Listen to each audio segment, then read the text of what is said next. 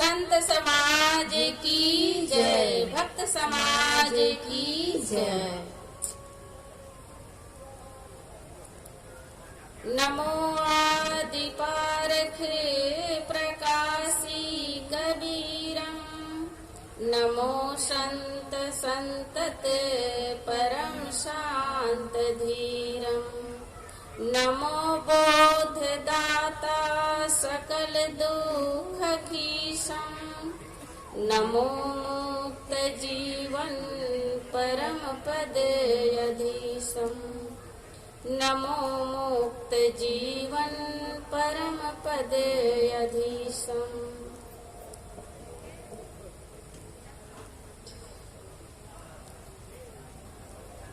परम आराध्य मेरे मन मंदिर में विराजमान पूज्य गुरुदेव जी, मुद मंगल में संत समाज,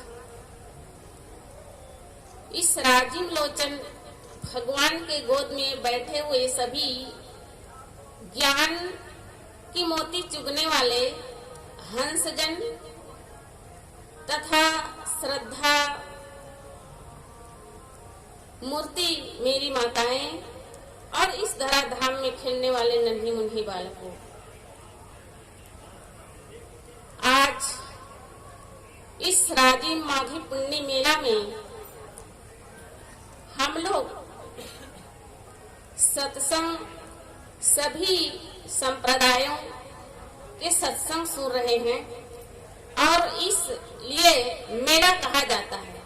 मेला में सब मिलने के लिए आते हैं, एक दूसरे से संपर्क करते हैं, एक दूसरे से मिलते हैं और एक दूसरे से परिचय होता है। इसी का नाम ही मेला है। तो इस मेला में हम सब एक दूसरे के ज्ञान के आदान प्रदान सुनते सुनाते रहते हैं और यही जीवन का सुख है। अभी हमारे साहिब जी ने कही है कि पोथी पढ़ी पढ़ी जगमुआ, पंडित हुआ न कोय, 2.5 आखर प्रेम का पढ़े सो पंडित होए। साहिब कहते हैं कि पोथी वेद शास्त्र पुराण पढ़ने से कुछ नहीं होता है। एक दूसरे के दिल को पढ़ो, एक दूसरे के मजहब संप्रदाय की अच्छी बातें को अपने जीवन में धारण करो। जो अपने जीवन में केवल अपना ही मानता है, दूसरे को अपना नहीं मानता, केवल अपने को ही अपना मानता है, वह व्यक्ति कभी पंडित नहीं हो सकता, कभी ज्ञानी नहीं हो सकता, कभी महापुरुष नहीं हो सकता है। क्योंकि हमारे महापुरुषों ने सबका आदर किया है, सबका सम्मान किया है और सबसे अच्छी बातें अपने जीवन में लिए हैं, तभी महापुरुष होते हैं। ऐसा नहीं कि अपना ही को अपना माने, पराया को पराया माने। महापुरुष तो सूर्य के समान होते हैं, वो सबका होता है, किसी एक का नहीं होता है। सबके लिए करुणा का भाव रखते हैं, सबके लिए आदर का भाव रखते हैं, दुखी लोगों के लिए दया करते हैं, करुणा करते हैं। तो हम महापुरुषों के ऊपर जाए। यह मनुष्य शरीर मिला हुआ है या श्रेष्ठ है, वह उसकी श्रेष्ठता तभी है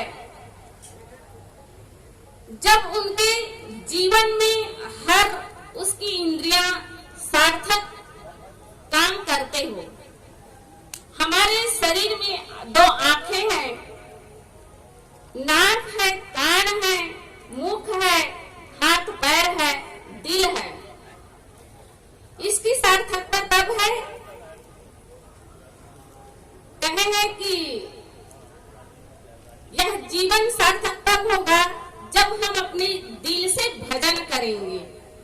ये आंखें दिए हैं तो संतों के दर्शन करने के लिए मिला हुआ है, कान मिले हुए हैं तो ज्ञान श्रवण करने के लिए मिला हुआ है और मुख है वो हरि गुण गाने के लिए मिले हुए हैं। हमारे हाथ मिले हैं तो सेवा का काम करने के लिए मिला हुआ है, दान करने के लिए मिला हुआ है और हमारे पैर मिले हैं तो अच्छी राह पर चलने के लिए मिला हुआ है। तभी वह इंसान है। नहीं तो इंसान के रूप में आदमी शैतान भी बन सकता है। आज हम देख रहे हैं जो आदमी है, जो गई है कि अपने पास में रहने वाले लोगों को भी नहीं समझ सकता है। अपने नजदीकी लोग ही तो ज्यादा घातक होते हैं। इसलिए दूसरे के दिल को भी समझे, दूसरे को भी समझे। हमारे महापुरुषों के सामने कितनी मुसीबत आई हुई है और उस मुसीबत को पार करने के लिए हमारे महापुरुषों ने कितने अपने जीवन में कष्ट सहन किए हैं। उसके सामने कोई राह नहीं दिखता था। महात्मा बुद्ध के लिए कहा जाता था, महात्मा बुद्ध कितने दयालु थे, करुणावान थे, दूसरे के लिए पिघल जाते थे। लेकिन उन्हीं के भाई देवदत्त ने उनके लिए जीवन भर उसके ईर्ष्या में जलते रहे, अंत तक उसको दुख देते रहे और अंतिम में भगवान बुद्ध के शरण में जाने से ही उसका अंतिम सांस वो लेते हैं। तो ऐसे ही होते हैं।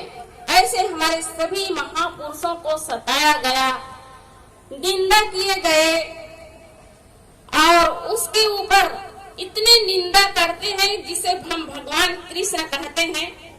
उसको भी लांछा लगाया गया, चोर का, मणि चोर है, मणि को चुराए हैं।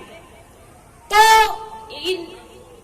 जो दुनिया में है, निंदा करने के लिए कोई महापुरुष बाकी नहीं रहे। तो हम कौन खेत की मूली है? हमारे तो निंदा करने वाले और होंगे, क्योंकि हम तो एक साधारण मनुष्य है और हमारे पास उतनी बुद्धि नहीं, गलती भी हो जाती है। लेकिन आदमी उस गलती को लेकर के कहां कहां कैसे कैसे गिराना है, कैसे बोलना है, कैसे उसको क्या करना, सताना है, तो क्या नहीं कर सकता है। इसलिए आदमी अपने से ज्यादा डरते हैं, दूसरों से नहीं डरते हैं। क्योंकि दूसरा तो केवल बाहर से देख करके, कुछ देर मिल करके कुछ ही उसको समझ सकते हैं। लेकिन जो हर समय पास में रहने वाले व्यक्ति इतना घुस जाते हैं, उसके अनेक प्रकार के लांछन लगाते हैं, उसको अनेक प्रकार के उसके लिए बाहर बोलते हैं, क्या नहीं करते हैं उसके लिए। तो जो उस जीवन को जी रहे हैं वही जान सकते हैं। और उसको कहने के लिए किसी के पास जाकर कह सके, ऐसी भी कोई स्थिति नहीं है, किसी को बता सके। तो ऐसे में आदमी अपने आप को क्या कर लेता है, कोई समझ नहीं पाते हैं। लेकिन महापुरुषों के पास युक्ति होती है, दिमाग होता है, आदमी आगे बढ़ता है। क्योंकि वे अपने जीवन में कोई युक्ति खोज लेते हैं। या तो समाज को छोड़ करके अकेला ध्यान में चले जाते हैं, या फिर उस जीवन को अंत कर देते हैं। महापुरुषों के पास दो ही रास्ता है, केवल या तो अपने जीवन का अंत कर देना, या तो समाज को छोड़ करके एकांत में। हम भगवान कृष्ण के लिए देखते हैं, जब उसके परिवार में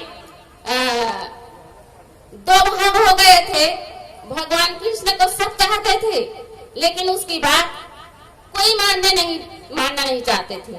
तो भगवान कृष्ण ने क्या किया कि अपने समझा नहीं पाए और उसको अपने मन में हुआ कि इससे तो अच्छा मैं जंगल में जाकर के तपस्या करूं। वो तपस्या करने के लिए जंगल में चले जाते हैं और उसके पैर में मणि होती है, वो चमकते हैं। जब लेटे हुए थे तो एक व्याध ने आकर के उसके पैर में तीर मार दिए। फिर भगवान कृष्ण का शरीरांत हो गया। तो ऐसे ही जीवन मनुष्य का होता है, क्योंकि जो अपने जीवन में सही रास्ता पर चलते हैं उसके लिए रोड़ा लगाने वाले बहुत होते हैं। उसको ऐसे उलझा देते हैं तो आदमी निकल नहीं पाता है।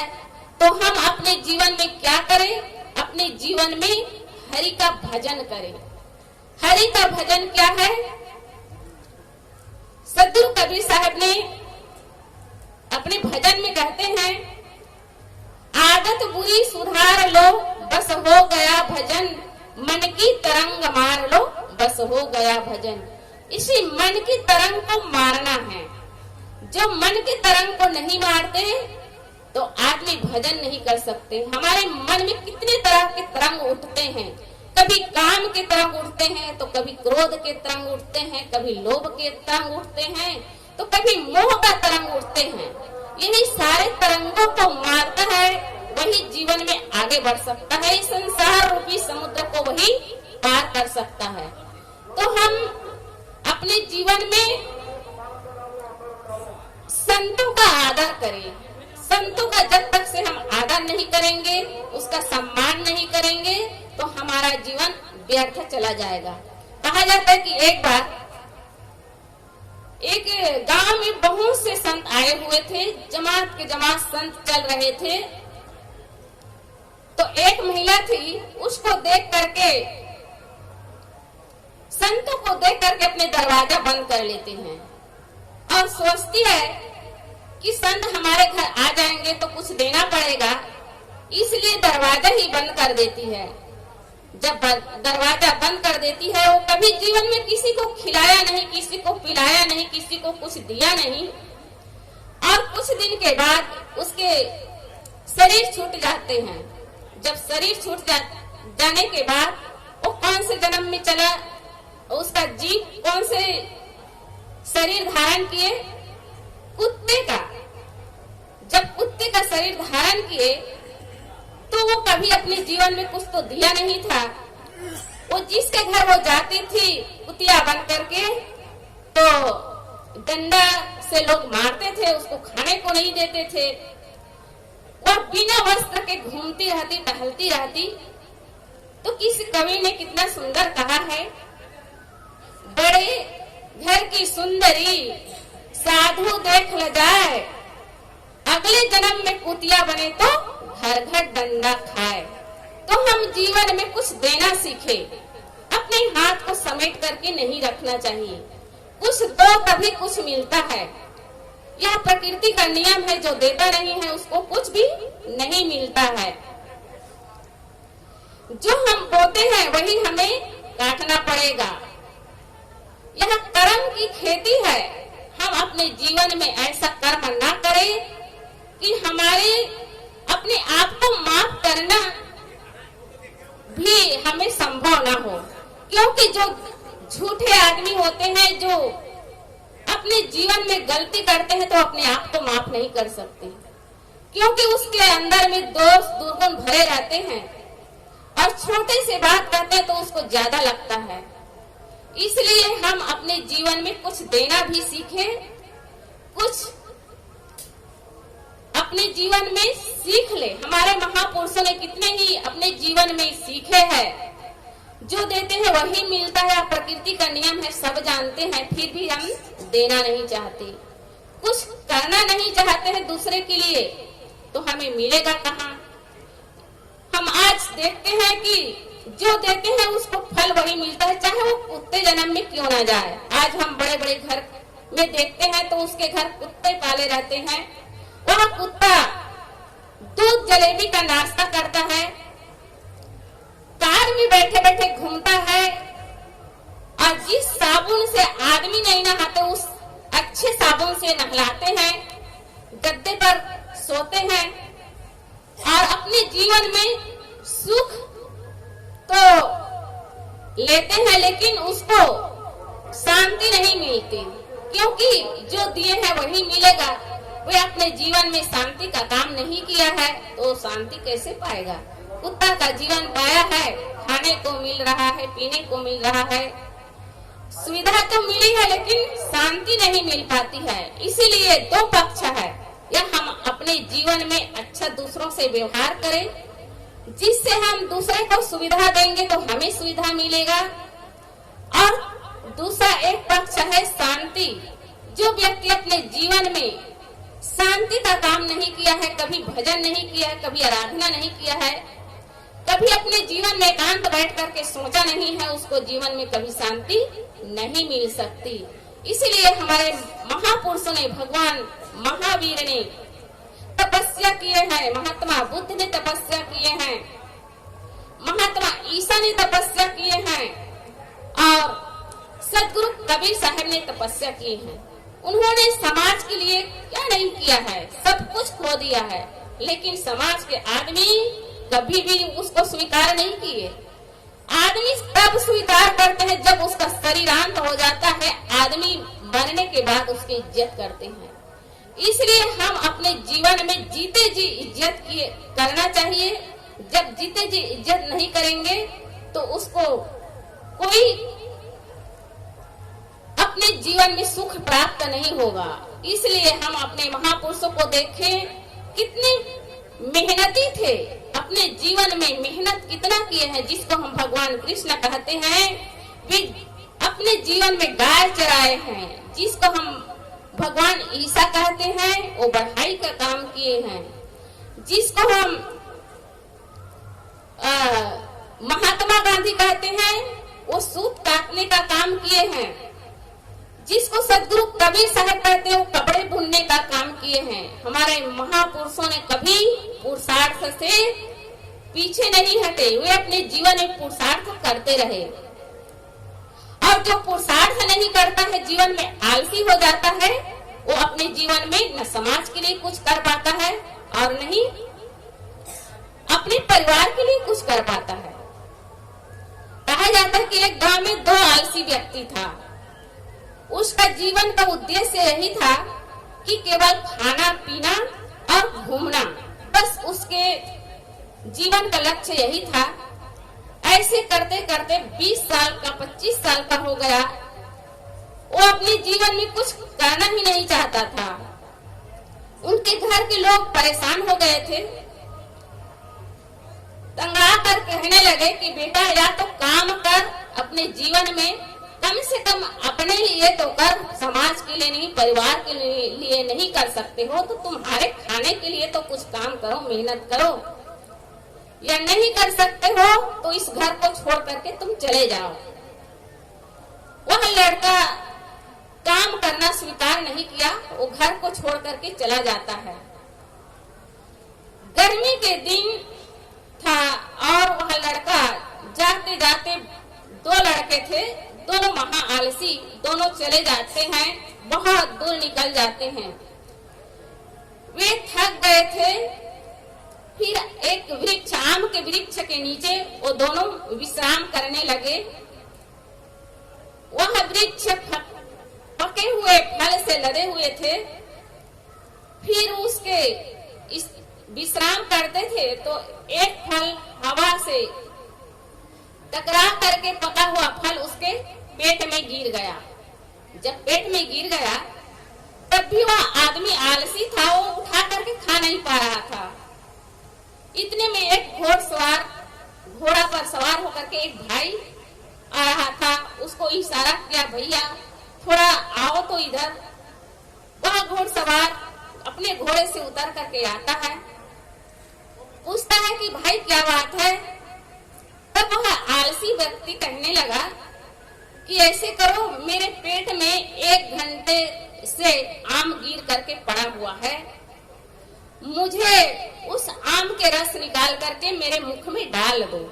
तब वह घुड़सवार व्यक्ति कहने लगा, अरे आलसी आदमी, तुम अपने पेट पर गिरा हुआ आम को खा नहीं सकते। तभी बगल में सोया हुआ एक उसके साथी था, वो और महा आलसी था। तब कहने लगा, भैया जी आप बहुत अच्छी बात कर रहे हैं, क्योंकि ये महा आलसी है। जब मैं सोया था तो मेरे मुख को कुत्ता चाट रहा था, उसको भी ये भगाया नहीं। तो जो व्यक्ति अपने पेट में गिरे हुए आम को खा नहीं सकता, अपने मुख को चाटते हुए कुत्ते को भगा नहीं सकता, तो अपने जीवन में वो क्या कर पाएगा? अपने लिए ना कुछ कर पाएगा, समाज के लिए नहीं कुछ कर पाएगा और अपने परिवार के लिए कुछ नहीं कर पाएगा।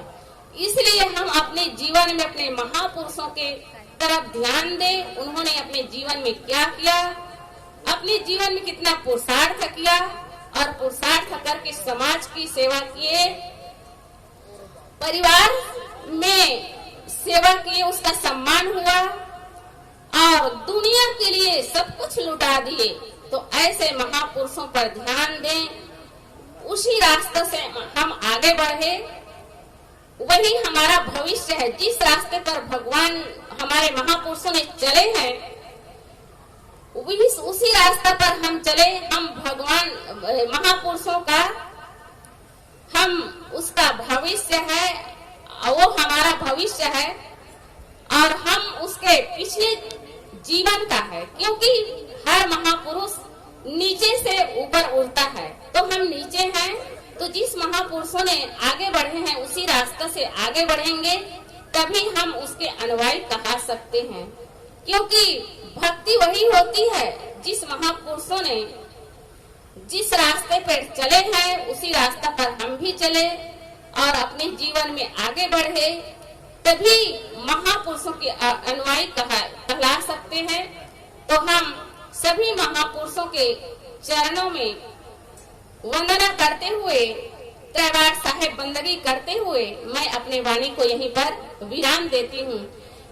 बोलिए सद्गुरु कबीर साहेब की जय, सभी महापुरुषों की जय।